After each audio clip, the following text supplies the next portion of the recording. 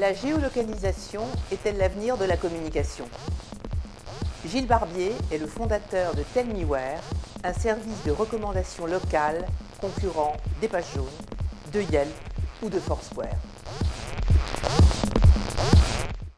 Alors TellMeWhere part du principe en fait que lorsque vous faites une recherche locale, vous recherchez donc un bar, un hôtel, un restaurant ou un fleuriste par exemple, il n'y a pas de raison que tout le monde ait les mêmes résultats, puisque finalement dans la vraie vie, dans la vie qu'on vit de tous les jours, ce qu'on aime est différent. Les endroits où vous allez sont probablement différents des miens, probablement différents de quelqu'un d'autre.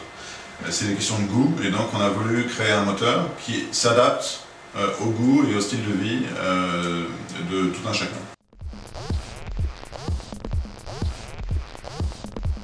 Par rapport à Foursquare, on est fondamentalement sur un service de recherche.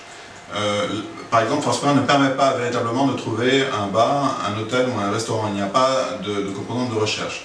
De plus, on offre cette personnalisation qui permet de s'adapter vraiment au style de vie de l'utilisateur et de lui fournir, même dans une ville qu'il ne connaît pas, les adresses qui vont lui faire plaisir.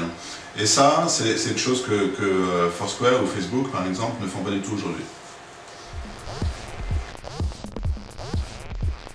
On offre aux marques différents produits qui leur permettent de s'intégrer auprès de nos utilisateurs. On offre par exemple une fonctionnalité qui s'appelle Featured Users.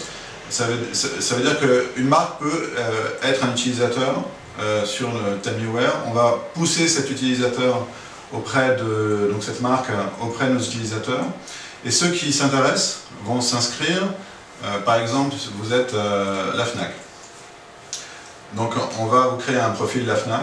Ceux qui sont intéressés par ce profil-là vont le suivre et on va, en le suivant, en fait, dès qu'ils font une recherche, la Fnac va pouvoir leur faire des recommandations partout où ils se trouvent, de manière pertinente par rapport à la recherche. Donc, et la Fnac pourra aussi communiquer à ses utilisateurs qui sont intéressés à la marque. Donc il y a cette notion, je dirais, de branding. Ensuite, on va donner plus généralement d'autres outils comme la possibilité, lorsque, par exemple, un utilisateur, toujours dans cet exemple, recherche une librairie, on pourra donner la possibilité de distribuer un certain nombre d'offres